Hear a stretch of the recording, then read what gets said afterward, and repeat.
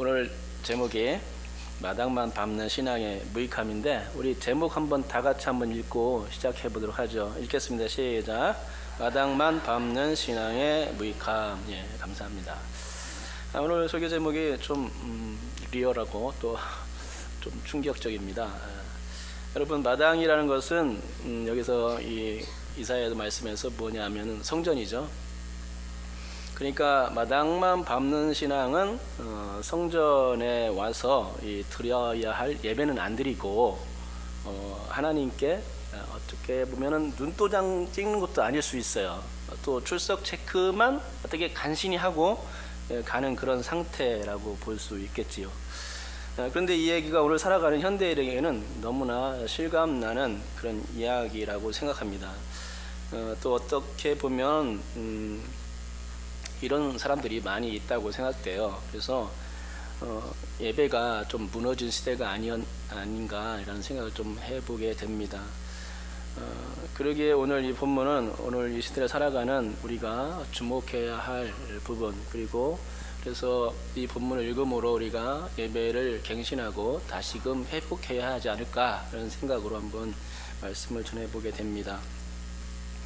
오늘 제가 이 공예배에 대해서만 이제 말씀을 드릴 겁니다. 그리고 다음번에는 설교 기회가 있다면 1장 15절부터 17절까지 말씀 가지고 삶의 예배에 대해서 그때는 나누기로 하고요. 오늘은 공예배에만 치중해서 말씀을 전해 보도록 하겠습니다. 근데 사실은 공예배나 삶의 예배나 사실은 구분이 없어야 됩니다. 구분되지 않아야 하죠.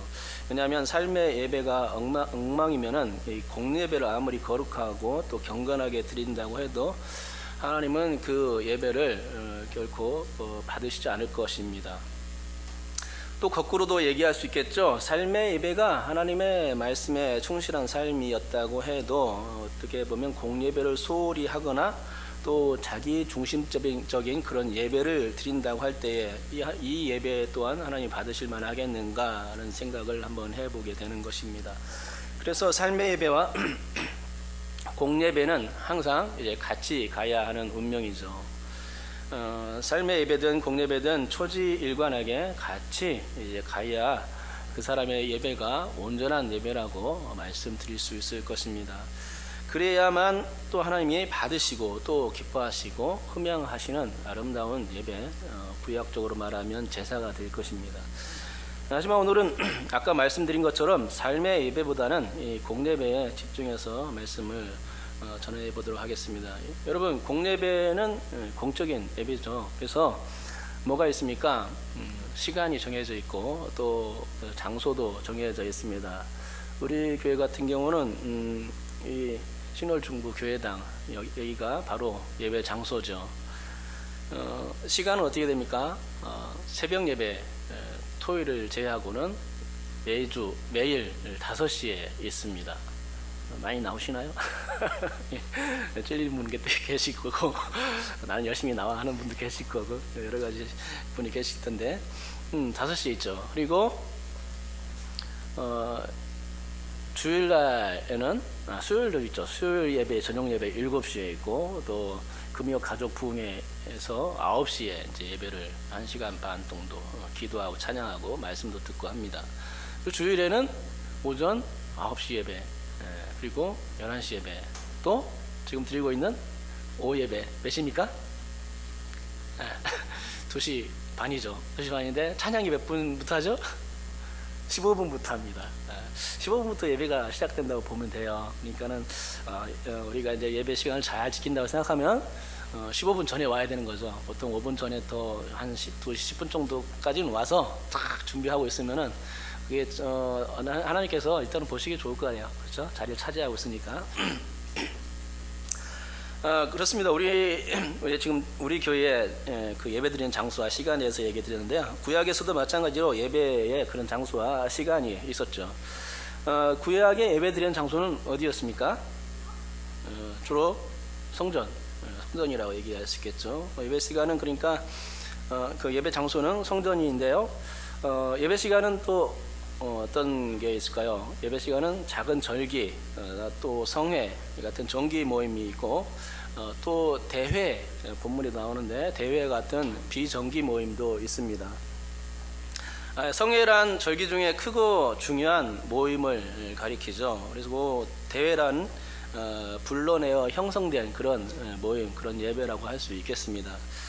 성회의 예를 든다면 어떤 것이 있을까요? 그러니까 중요한 절기니까 뭐 유월절이나 대속죄일 같은 그런 절기가 될 것입니다. 또 대회 하면 생각나는 게 있습니까? 대회, 운동대회 뭐 이런 게 아니고 우리 같으면은 노회나 뭐 그 총회 뭐 이런 소집할 때 그런 모임이 될 수 있을 것 같은데요.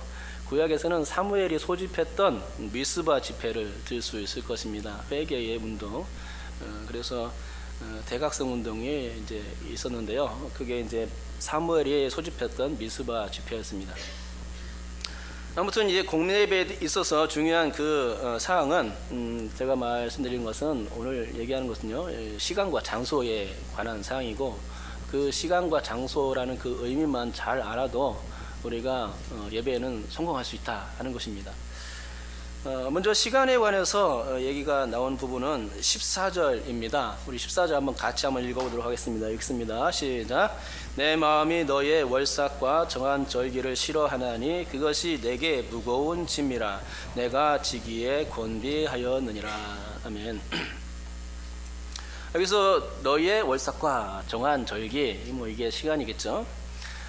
라고 했는데 사실 이 말씀은 너희의 월삭과 너희가 또 한 번 들어가서 너희의 정한 절기라고 해석해야 맞습니다. 너희라는 말이 절기와 월삭 끝에다가 전미어로 붙어 있어요. 그래서 너희의라는 말이 한 번만 들어갈 것이 아니라 두 번 들어가야 하는 것이죠. 그래서 이 너희의 정한 절기, 너희의 정한 월삭이 되는데 사실은 이게 어떻게 되냐면 너희의 월삭이 아니고 너희의 정한 절기가 되어서는 안 됩니다. 어떤 절기가 되어야 되냐면 하나님의 정한 절기, 하나님의 정한 월삭 이렇게 얘기가 되어야 되는 거거든요. 그런데 그렇게 얘기하지 않고 너희의라고 이렇게 얘기하고 있는 것이고, 사실 월삭과 정한 절기는 누가 정해 주었냐면 하나님이 정해 준 거죠. 그래서 너희가 아니라 하나님이라고 말해야 되는 것입니다. 민수기 10장 10절에 이런 말씀이 이제 기록되어 있습니다. 또 너희의 허락의 날과 너희가 정한 절기와 초하루에는 번제물, 초하루는 월삭이죠. 초하루에는 번제물을 드리고 화목제물을 드리며 나팔을 불라 그로 말미암아 너희의 하나님이 너희를 기억하시리라. 나는 너희의 하나님 여호와니라 라고 말씀하고 있습니다. 그러니까 이 말씀을 보면은 너희가, 그러니까 이스라엘 백성이 절기를 정한 겁니까? 아니면은 하나님이 정한 겁니까? 네, 이스라엘 백성이 아니죠. 하나님께서 절기와 초하루 월삭을 정하신 것입니다. 그것은 이스라엘 백성들이 지키라고 명령을 하신 내용입니다. 그런데 하나님이 이렇게 명령하셨음에도 불구하고 웬일인지 이스라엘이 그토록 잘 지키는 그 정한 절기와 그 정한 월삭을 내가 싫어한다 하면서 너희의 정한 절기, 너희의 월삭 이렇게 말씀하시는 겁니다. 여러분 왜 그랬을까요? 문제는 상당히 간단하죠. 사실 하나님이 정한 절기와 하나님이 정해주신 월삭이 맞습니다. 처음에는 그렇게 갔습니다. 처음에는 이스라엘 백성들이 순종하면서 그 정한 절기와 월삭을 잘 지켰죠. 하지만 시간이 지날수록 그 하나님의 마음은 이스라엘 가운데서 떠나가고 만 겁니다. 그래서 남은 건 뭐만 남았냐? 너희의 마음만 남은 거죠. 하나님 마음은 완전히 사라져 버린 겁니다. 그 하나님의 뜻이 완전히 사라져 버렸습니다. 예배 가운데 하나님의 그 마음이 사라지니까 너희의 마음만 남은 것이고, 그러니까 이제 그것을 뭐라고 명칭할 수 있냐? 너희의 정한 절기, 너희의 월삭이라고 정할 수밖에 없었던 것이죠. 그러니까 이것을 생각하면서 우리가 뭘 생각하냐, 예배는 어떻게 드려야 하는 게 마땅한가, 어떻게 이스라엘 백성들이 예배를 드렸기에 하나님께서 이런 말씀을 하실 정도일까, 특별히 시간과 맞물려서 예배를 우리가 어떻게 생각해야 하는가라는 오늘 말씀을 통해서 그런 통찰을 해야 하는 것입니다. 여러분, 시간과 관련하여 하나님의 마음이 없는 인간의 마음만 담긴 그런 예배가 하나님이 진정 받으시는 그런 예배가 될 수 있을까요? 대답은 그 침묵으로 일관했지만 아니옵시다 일 겁니다. 그 너희의 정한 절기, 너희의 월사, 이것은 하나님이 정한 하나님이 원하시는 것이 아니죠. 그런 예배를 원하시지 않습니다. 나의 마음대로, 나의 중심적으로 내가 생각하는 대로 하나님의 뜻을 안주게 넣었고 내 방식대로만 드리는 예배는 하나님이 그걸 절대로 받으실 수가 없습니다. 기분 나빠하시죠.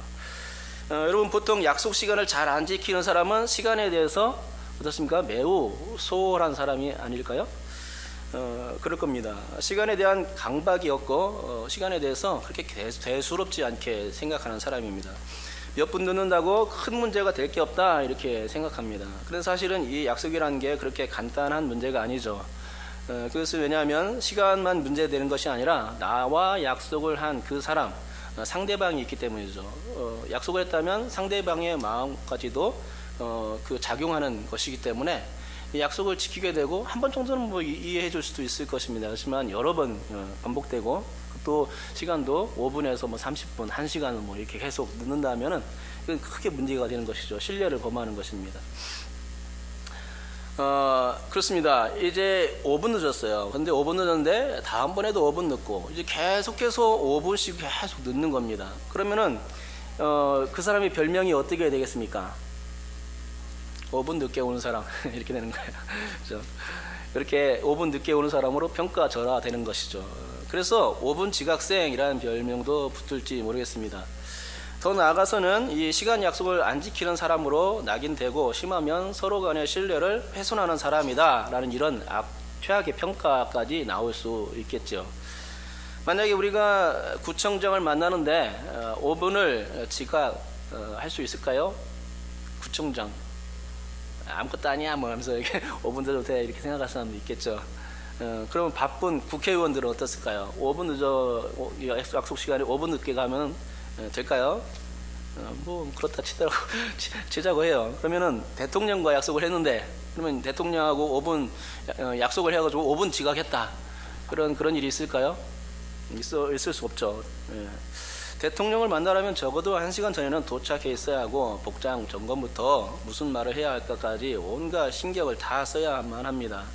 혼자만 그런 게 아니라 정부 요원들의 그런 요란한 준비까지 그런 과정들이 필요하죠.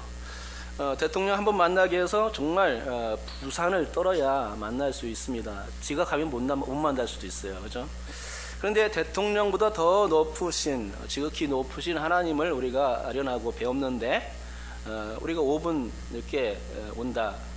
그것은 우리의 그 하나님을 대하는 태도가 잘못된 것이죠. 시간을 지킬 수 있는데도 불구하고 상습범이 되고 있다면 그것은 큰 문제가 되고 하나님께 신뢰가 떨어지는 행동이 될 수 있을 줄 압니다. 왜냐하면 그 사람의 마음에는 단지 시간을 안 지키는 문제가 아니라 하나님을 만나려는 어떤 그 간절한 마음이 조금 부족하기 때문이 아닐까 생각이 드는 것입니다. 그렇습니다. 제가 얘기한 것은 5분 늦게 온다고 또 안 늦고의 그런 문제가 아닙니다. 그런 문제를 얘기하는 것이 아니라 그 사람의 마음 중심, 그것을 얘기하고자 하는 것이죠. 예전에는 주일 예배를 드린다고 하면은 어떻게 했습니까? 제일 좋은 꽃가 옷을 입고 이렇게 교회에 왔고 또 헌금도 미리 이제 챙겨놓는데 은행에 가서 빳빳한 돈을 이렇게 해가지고 한 묶음 이렇게 준비해서 이제 옵니다. 그래서 그것을 헌금을 하죠. 우리 조국의 신앙의 선배들이 다 예배에 대해서 소중히 생각했고 하나님에 대해서 각별하게 생각했습니다. 그래서 그렇게 했던 것이죠. 그런데 요즘은 예배 때 좋은 옷은 고사하고 슬리퍼 질질 끌고 오는 거 하면 머리를 안 감고 그래서 얼굴도 부스스하니까 이렇게 창에 있는 모자를 탁 둘러 쓰고 예배를 드립니다. 하지만 거기까지 뭐 그냥 봐줄 수 있다고 칩시다. 그런데 정작 문제는 그 사람의 마음의 문제죠. 그렇게 준비 없이는 오는 사람이 과연 예배에 대한 그 성숙한 인식이 얼마만큼 있는가 하는 것입니다. 하나님께 최상의 예배, 그 워십인데 최상의 예배를 드릴 마음이 과연 그 사람 가운데 있는가 다시 한번 여쭤봐야 하는, 질문해봐야 하는 것입니다. 정답은 아니옵시다입니다. 여러분, 구약에서는 첫 태생은 하나님의 것이었습니다. 첫 태생뿐만 아니라 첫 열매도 마찬가지죠. 또한 첫 시간도 마찬가지입니다. 첫 번째로 태어난 짐승, 또 첫 번째로 익은 열매, 이것들은 다 하나님의 것이고, 그래서 이것은 다 시간의 문제죠. 그건 다 하나님의 것입니다. 하나님께서 정했어요. 첫 번째 태어난 거 내 거, 그래서 정했어요. 그리고 첫 번째 익은 열매 내 거, 이렇게 정했어요. 시간의 문제입니다. 또 유대인들에게 있어서 나팔절은 1년의 첫 시간입니다. 그래서 굉장히 중요하게 절기를 지키죠. 그리고 달의 첫 시작은 월삭입니다. 초하루죠. 첫날입니다. 이게 다 시간의 문제죠. 시간의 문제인데 이 시간들은 다 하나님께서 내 거야. 너네들 잘 지켜. 이렇게 얘기한 겁니다. 여러분, 혹시 직장 다니면서 첫 봉급을 첫 열매로 드려본 적이 있습니까? 있을 줄 압니다. 저는 이제 교회 옮길 때마다 이제 그렇게 하는데, 하나님 내 거라고 하시는 것 같아요. 그래서 드리는데, 그럴 수 있는 믿음이 여러분께도 있길 바랍니다. 그래서 교회에 나올 때도 마찬가지입니다. 내가 시간을 하나님께 드린다고 생각하면서 나오면 그게 참 의미가 있을 것 같고요. 그래서 하나님을 제일 먼저 만나고 또 하나님을 제일 많이 만나야겠다는 그런 예배에 대한 욕심, 하나님에 대한 그런 마음이, 사랑의 마음이 좀 필요하지 않을까 하는 생각을 해봅니다. 바로 그런 사람이 하나님께 속한 사람이라고 생각하는 것이죠. 그런 사람이 생각은 하나님이 이미 받으시고 또 연락하시는 것입니다. 그건 첫 시간에 그 문제이고 또 첫 열매에 관한 문제이고 또 그것이 이제 그렇게 하는 그 신앙은 하나님께 다 속한 것이 되고 받으시는 것이 될 줄 믿습니다. 그러므로 여러분, 내가 공예배에 참석하면서 제일 먼저 시간을 드리기로 헌신하기를 축복합니다. 그러면 그 사람의 예배는 하나님이 기뻐 받으실 만한 예배가 되는 줄 믿습니다. 시간 맞춰 턱턱대며 오지 마시고 첫 시간을 드리기를 사모하고 정말 순결한 그 마음으로 첫 마음을 드리기 위해서 최선을 다하는 예배가 될 수 있어야겠습니다. 그것은 나의 마음에 초점이 맞춰진 예배가 아니죠. 그런 마음을 갖는다는 그 자체는 하나님께 온통 초점이 맞춰진 사람의 그런 생각임에 분명합니다. 너희의 예배, 너희 중심에, 너희들 바쁘다고 너희들 자꾸 늦게 오고 예배를 소홀히 여기고 그러는데 나만 하는 일이 왜 소홀하냐, 이렇게 하나님께서 질문할 수도 있을지 모르겠어요. 그래서 하나님은 그때 이렇게 얘기하신 거죠. 너희의 예배다, 너희의 월삭이다, 너희의 절기다, 정한 절기다, 이렇게 얘기한 것이죠. 하나님께서 말씀하셨습니다. 내 자신이, 하나님 자신이 그렇게 하나님 예배를 강조하고 그 요청했음에도 불구하고 너희라고 바꿔서 말하고 있는 것입니다. 그래서 우리가 예배드릴 때 이 시간에 관한 문제에서는 하나님께 초점을 맞춰서 예배 드려야 되겠다는 것입니다. 그러면은 그 시간을 드리게 되겠죠. 두 번째는 장소에 관한 문제죠. 장소에 관한 문제도 마찬가지입니다. 하나님께 초점이 맞춰야 되죠. 본문에서 장소에 관한 언급은 12절에 나옵니다. 우리 함께 12절 말씀을 읽어보도록 하겠습니다. 읽겠습니다. 시작. 너희가 내 앞에 보러 오니 이것을 누가 너에게 요구하였느냐? 내 마당만 밟을 뿐이니라. 아멘. 이 말씀에서 내 마당은 아까 얘기한 것처럼 하나님이 거하시는 성전을 의미합니다. 이스라엘 백성들은 성전 중심에 그런 예배를 드렸는데 성전을 짓기 전에는 성막이었죠. 성막 예배를 드렸습니다. 그리고 성전이 없어진 후에는 지금까지 회당 중심의 그런 예배를 드리고 있습니다. 그리고 이사야 당시에는 이미 성막은 없어진 시대였고 또 회당은 존재하지 않았던 시대였기에 그 성전 중심의 예배였습니다. 그런데 이 말씀에서도 이상한 점은 그렇게 예배드리는 성전을 하나님이 자신이 정해주신 그 예배처로 지정해 주셨음에도 불구하고 하나님은 너희가 내 마당만 받는다라고 이렇게 책망하고 계시는 것입니다. 그러면 이 책망은 무엇일까요? 정말 하나님이 이스라엘 백성들의 성전 마당을 밟는 것을 싫어하시며 이런 말씀을 주신 것입니까? 그렇지는 않습니다.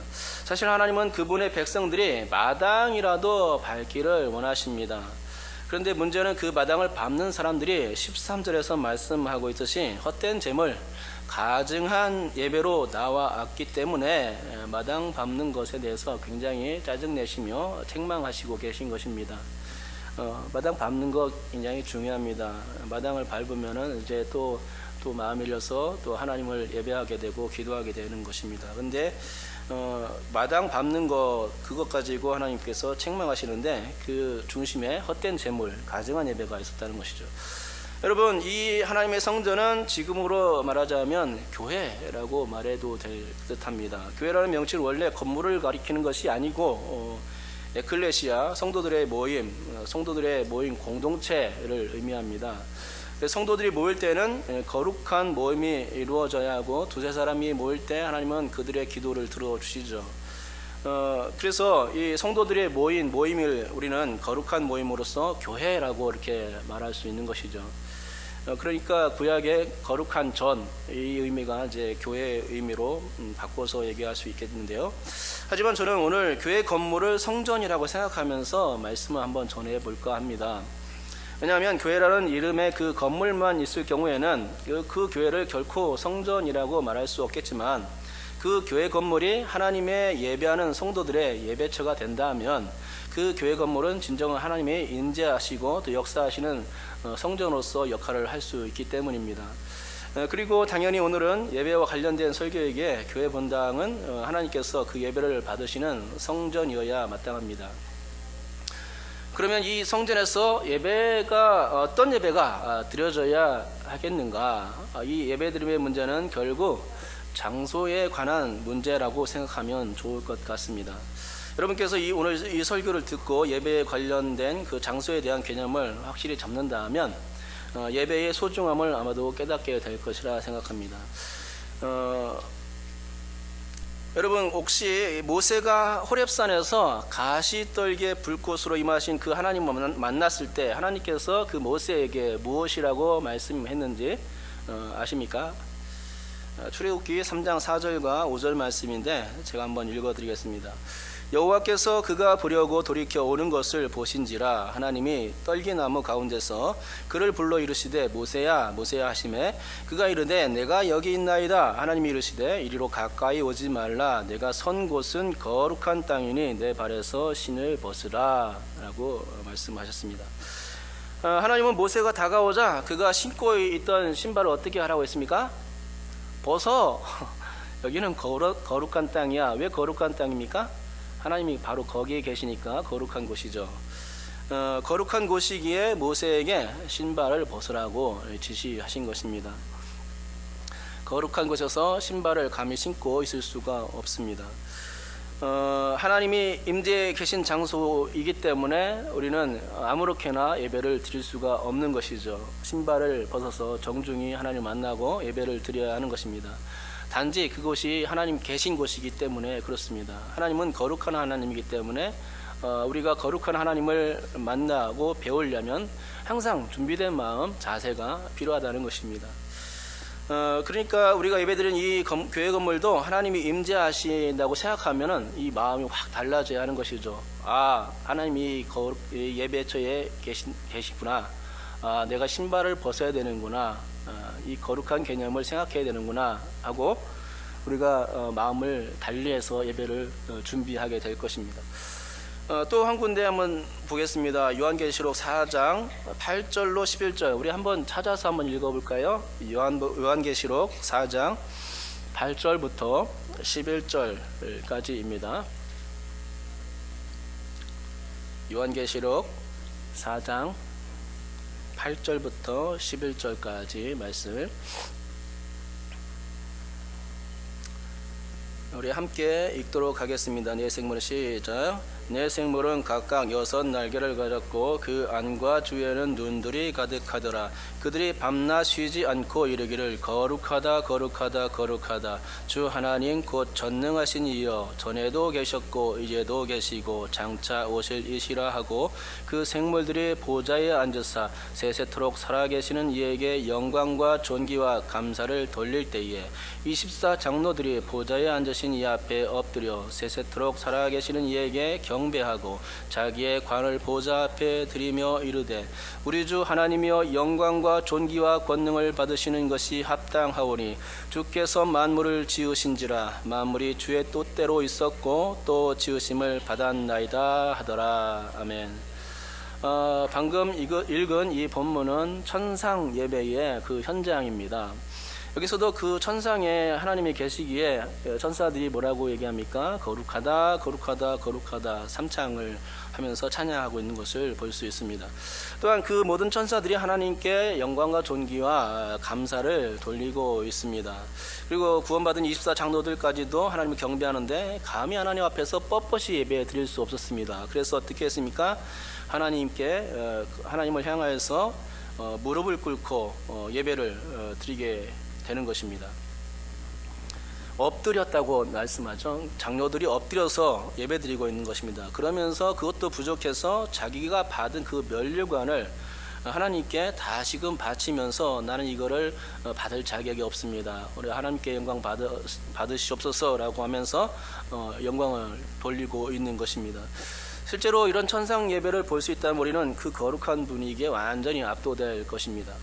여러분, 예배는 이런 것입니다. 하나님 앞에서 우리가 내세울 것이었고 그리고 또 장소에 대한 개념을 확실히 잡아야 되는데 그래야만 최상의 예배, 그 아름다운 예배, 하나님께서 받으실 만한 예배가 가능한 것입니다. 그러니까 내가 드리는 그 예배는, 그 장소에는 거룩하신 하나님이 계시다는 사실을 항상 인지해야 하는 것이죠. 너무나 존귀하고 거룩하신 하나님, 만물을 다스리시며 호령하시는 그 어미하시는 하나님, 그리고 그분은 스스로 존재하시며 알파와 오메가 되신 영원하신 하나님이시고 세세토록 영광과 존귀와 감사, 찬양을 받기에 합당하신 분이라는 사실을 잊지 않아야 됩니다. 바로 그 하나님 우리는 예배할 때 마주해야 하는 것이죠. 그런데 어찌 우리가 그분께 드리는 이 예배의 그 장소에 대해서 그분이 거룩한 하나님으로 서 계신데 그 서 계신 그 장소를 우리가 소홀히 할 수 있을까요? 결코 소홀히 할 수 없습니다. 거룩하신 하나님이 바로 이곳에 임재해 계신데 어찌 등을 뻣뻣이 세운 채 교만하게 서 있으며 내가 최고다, 나는 면류관을 받았다 하면서 자랑하면서 내세울 게 어디 있습니까? 그것들 다 하나님께서 그냥 은혜로 주신 것 아닙니까? 그렇기 때문에 우리가 겸손하게 낮아져야 되고 그렇게 낮아진 상태로, 겸손해진 상태로 예배 드릴 수밖에 없는 것이죠. 여러분, 오늘 본문은 거룩하신 하나님이 계신 성전 개념을 상실한 예배자들을 향해서 책망하고 있는 장면입니다. 사실 본문은 이것과 관련하여 두 개의 질문을 더 던져주고 있습니다. 그 질문들은 11절과 12절에 각각 한 번씩 이제 나타나고 있는데요. 그 두 개의 질문들은 우리식으로 말하자면 우리가 예배의 장소에서 어떤 예배를 드려야 하는가라는 그런 궁극적인 질문들을 하고 있는 것이죠. 우리 첫 번째 질문이 담긴 11절 말씀을 함께 읽도록 하겠습니다. 읽습니다. 시작. 여호와께서 말씀하시되 너의 무수한 재물이 내게 무엇이 유익하니요? 나는 순양의 번제와 살진 짐승의 기름에 배불렀고 나는 수송아지나 어린 양이나 순염소의 피를 기뻐하지 아니하노라. 이게 어떻게 되는 일입니까? 큰일 났습니다. 하나님께서 예배를 받지 않는다고 하십니다. 이 재물들이 뭐냐라고 말씀하고 있는 것이죠. 이게 뭐냐? 화!이라고 얘기하십니다. 그런데 이 화!이라는 질문도 사실은 이상한 질문이 아닐 수 없습니다. 왜냐하면 본문 내용을 감안할 때 이스라엘 백성들은 정말로 열심히 하나님께서 지시하신 대로 재물들을 가져왔고 그것들을 하나님이 정하신 그 방법대로 제사드렸기 때문입니다. 정말로 열심히 드렸어요. 그런데도 불구하고 화! 이것들이 뭐냐라고 얘기하고 있는 것이죠. 아니, 하나님이 괜히 트집 잡는 것도 아니고 이게 뭐냐 화시라고 질문 던지니 그게 이상한 겁니다. 여러분, 예배 장소에서 정말 열심히 드리는 예배가 정말 필요하긴 합니다. 정말로 필요하죠. 예배를 아름답게 하고 조화롭게 하기 위해서 예배의 의원들을 꾸리고 각 순서마다 차질 있게 하고 아름다운 찬양과 봉헌, 능력의 말씀까지 준비됐다면 이것만큼 완벽한 예배가 또 어디 있을까요? 그런 예배를 드려야 되겠죠. 하지만 여기에 빠진 게 있을 수 있습니다. 그 뭐냐? 하나님이죠. 하나님은 결코 예배의 형식을 중요하게 생각하시는 분이 아닙니다. 그들의 마음을 중요하게 생각하죠. 하나님은 예배의 껍데기인 형식이 조화롭고 아름답다고 해서 그런 예배를 칭찬하고 또 받으시는 분이 아니라는 사실을 알아야 합니다.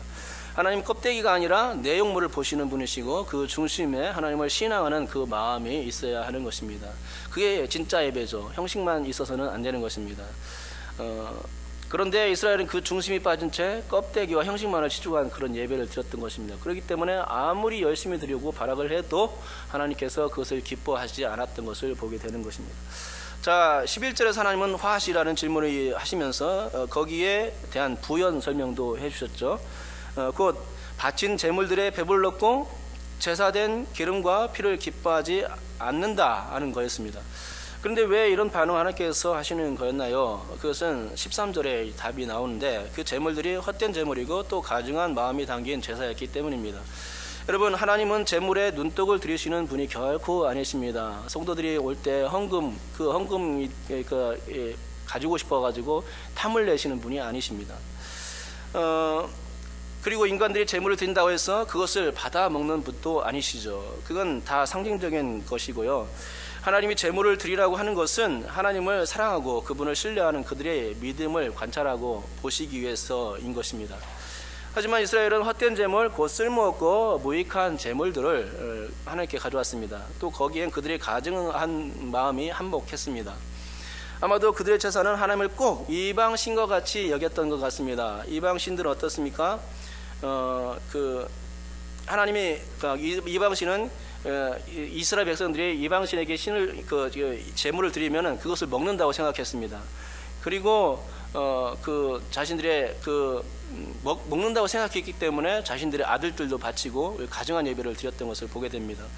여러분, 가증하다는 말은 히브리어로 토에바입니다. 이 단어는 혐오스럽고 구역질 날 정도로 싫어한다라는 그런 의미가 담겨 있는데요. 꼭 이 토에바가 우리말의 토해바라는 말하고 비슷한 것 같습니다.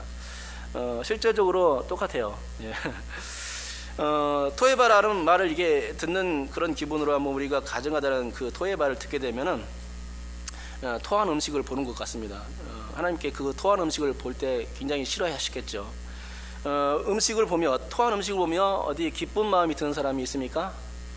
밤거리에서 이제 막 이렇게 술을 많이 드시고 실내를 길거리 다 하죠. 막 큰 것도 넣고 작은 것도 넣고 그럴 수도 있겠고 입에서 나오는 것도 있어.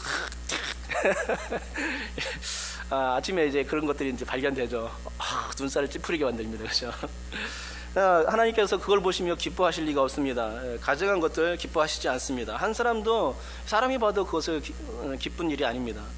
그와 같이 하나님은 이스라엘 중심을 보시고 그들의 마음이 정말로 참된 것인가 그것을 살펴보시는데 이스라엘 백성들의 그 마음이 가증했기에 그 드린 제물을 결코 받으실 수 없으셨던 것을 봅니다. 또한 두 번째 질문이 있습니다. 12절에 있는데 우리 함께 읽도록 하겠습니다. 12절 말씀입니다. 읽습니다. 시작. 너희가 내 앞에 보이러 오니 이것을 누가 너희에게 요구하였느냐? 내 마당만 밟을 뿐이니라. 여기서 이제 차관에서 이제 설교 제목을 삼은 건데요. 여기서는 한마디로 누가 그걸 요구했냐라고 질문을 던지고 있습니다. 누가 질문하고 있는 것이죠. 그러니까 그런 제물들은 하나님이 원하신 제물들이 아니었다라고 이렇게 얘기하는 것입니다. 그러면 누가 그랬냐? 바로 너희가 그랬다. 너희들이 알아서 하고 내 마음은 없고 너희가 알아서 제물 드리고 그랬지 않냐? 뭐 이런 것이죠. 하나님의 마음은 전혀 없었고 너희의 마음만 너희의 그 생각만 있었지 않았냐? 그런 예배를 드리지 않았냐? 나는 빠지지 않느냐? 이렇게 따져 묻고 있는 것입니다. 본문에는 세 가지의 제사의 형태가 나오는데 동물 제사인 제바흐, 또 제바흐는 11절에 무수한 제물로 번역된 단어고요. 그리고 두 번째는 13절에 제물로 번역된 미느하는 곡물 제사입니다. 마지막으로 분향 제사인 케토레트가 나오는데 먼저 제바흐는 동물 제사로서 속죄와 화목을 의미하고 이 미느하는 곡물 제사로서 하나님께 드리는 예물로서 그 감사 의미가 담겨져 있습니다. 또한 케토레트는 분향 제사인데 모든 예배를 아우르는 제사 의미가 있고 신약적으로 이것을 본다면 분향은 성도들의 기도와 관련이 있다 하겠습니다. 그렇습니다. 이렇듯 예배에는 하나님의 속죄가 있고 또 하나님과의 화목이 있고 거기에 또 감사가 드려져야 하며 성도들의 진실한 기도와 믿음까지 드려져야 하는 것입니다. 제바흐, 미느하, 케토레트를 볼 때 우리가 그것을 추출할 수 있는 것이죠. 예배의 의미가 바로 그렇다는 것입니다. 이런 게 빠진 예배라면 그 예배는 사실상 무의미해지는 것입니다. 단지 얼굴만 보이고 출석 체크만 하고 그냥 사라져버리는 그런 예배가 될 수 있습니다. 그것은 오늘 본문에서 말씀하고 있듯이 상당히 무익한 예배입니다.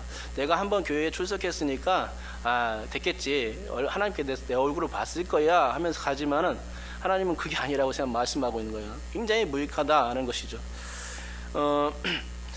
이런 예배, 그 믿음이 없고 감사가 없고 속죄가 없고 화목이 없고 하나님과의 화목이 없으면 이런 예배는 하나님께 정말 싫어하시는 예배입니다.